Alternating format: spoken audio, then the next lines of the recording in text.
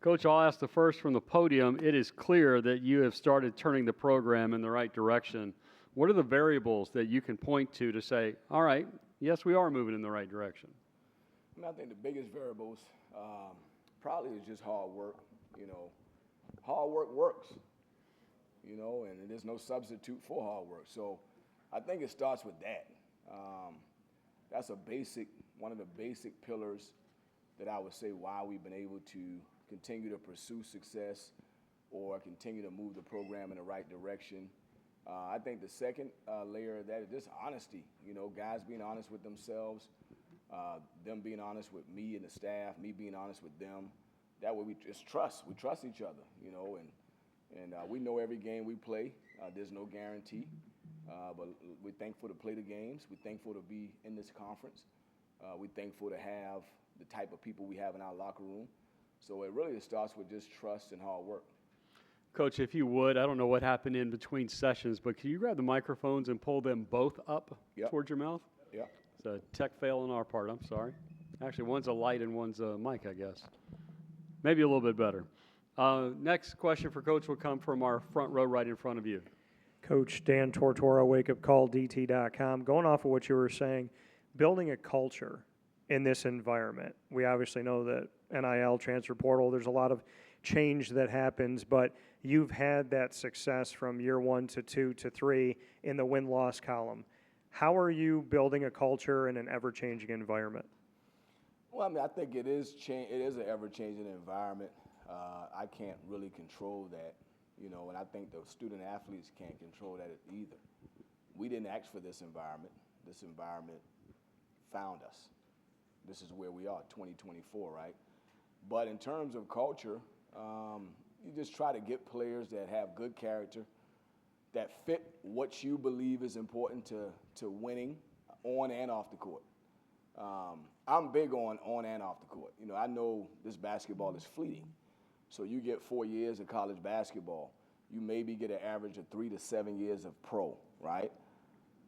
I'm more focused on the 29-year-old, the 30-year-old man. How is he going to take care of his family? What are the habits he have to be a good father and a good husband? I'm not changing. That's important to me. That's the most important reason I got in this business, to help these young men. So I want to win. I don't like losing. So I'm a very competitive guy. But the main thing is how to help them become better people so they can go out and have great lives with their families, have good jobs, understanding relationships and network.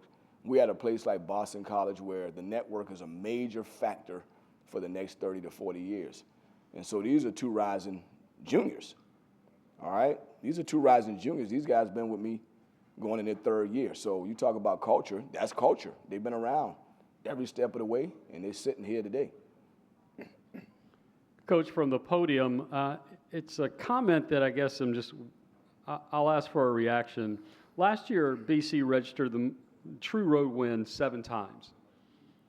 It's almost like Boston College is a disruptor when it goes to somebody else's house. Do you think about playing the role of spoiler? Obviously, every game you want to win, but 7 true road wins last year is pretty special. A road kill is really fun. It's fun. And the milkshakes taste good after it, But, the home and road games, they're very competitive. And again, like I said, you don't know what the result's going to be. Results are a byproduct of, your efforts and your belief and your planning and your preparedness. So we just try to prepare. We try to believe in what we do and don't compromise what we do to satisfy others. And we let the chips fall where they may. So I'm glad we were able to win those 7 true road wins. They're not easy to get. But, my focus, and I think our players' focus, is just on the day-to-day process. The process of becoming good, a good team, a good person, and then you let the chips fall where they may. To our right, 3rd row. Hi, Coach. TJ Wilkerson from the Sports Nerd Podcast. Over through the transfer portal, you picked up Josh Beadle out of Clemson. I wanted to ask how he's fit into y'all's system so far over the offseason. Josh has been really good. Obviously, he's a veteran, going into his 4th year in the ACC. He graduated in 3 years, so he's working on his master's. But he's been really good. I think the biggest thing is, obviously, you can't take away of his experience in the league. The minutes that he's logged, understanding what goes into becoming a good team, the day-to-day grind. I mean, he gets all of that. He's expecting a breakthrough individually, as well as he wants the team to break through. So it's nice to have somebody that understands the league, but also it's nice to have somebody to understand the importance of leadership, seeing teams that were led well by players, seeing teams that weren't led as well by players, and then coming into our locker room and respecting the fact that there are some guys who've been around. I think he gets it. So he's been really good. I mean, he's a really fast, athletic combination guard that's going into his 4th year in the league. So I'm happy he's with us. Other coaches or other questions for Coach, I should ask? Seeing none, Coach, you and Donald will switch places. And Donald, I'm going to fix the microphone when you come up. Okay, yep.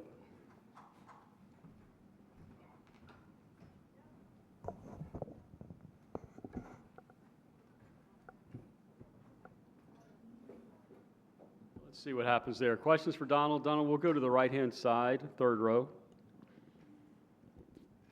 Donald, coming off your redshirt freshman season, you've shown a lot of promise for this upcoming season.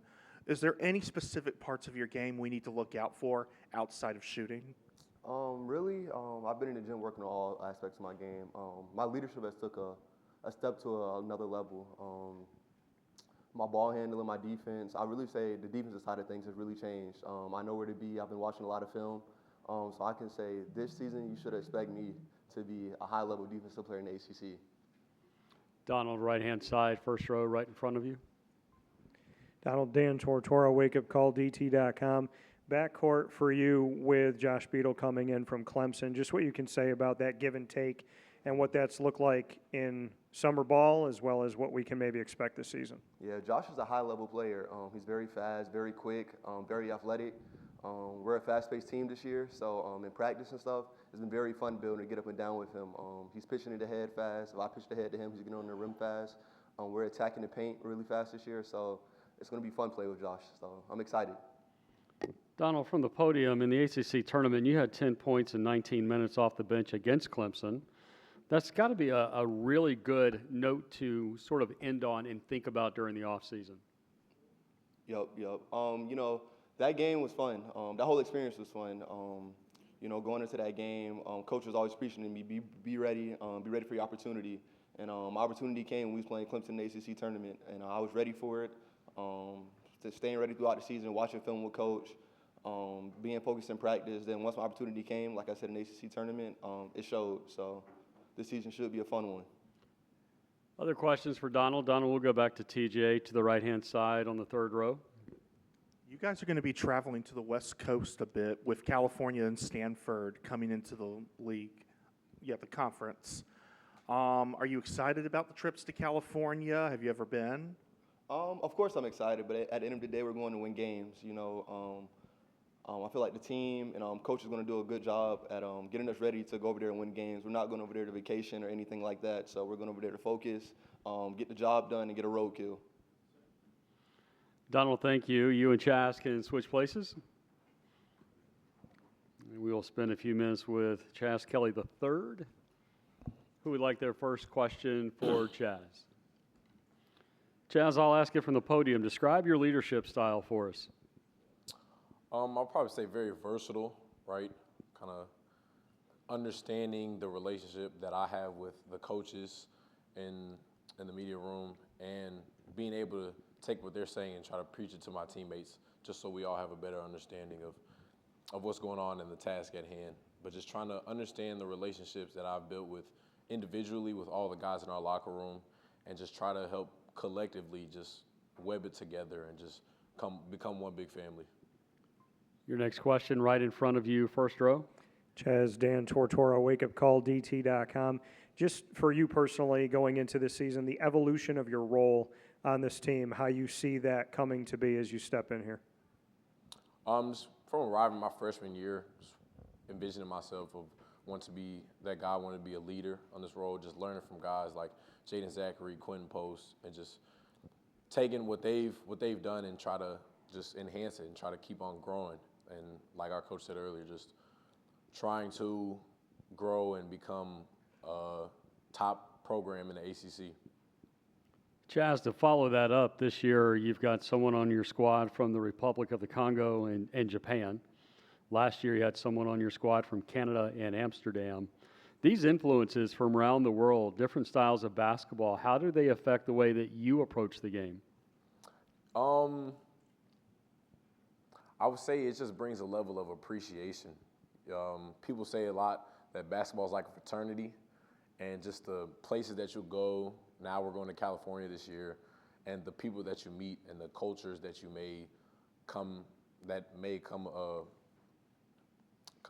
to be. It's just a blessing, just how this small ball can change your life, change the people around you and your family's life to just be better for everyone overall.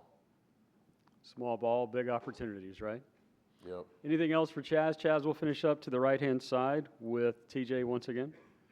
Chaz, over the course of the offseason, this team has had to fill in major holes. With all the new freshmen that have come in and the transfers, what has your role been in bringing this team together with you being the veteran? Just creating a family foundation, right? Trying to get guys out of their shell as quickly as possible.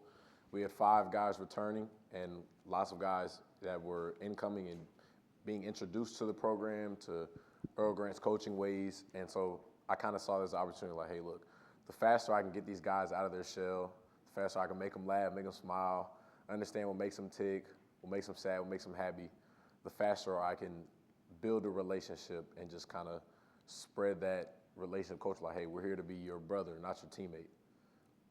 So this is really the last question. How do you make teammates smile? Honestly, just joke with them.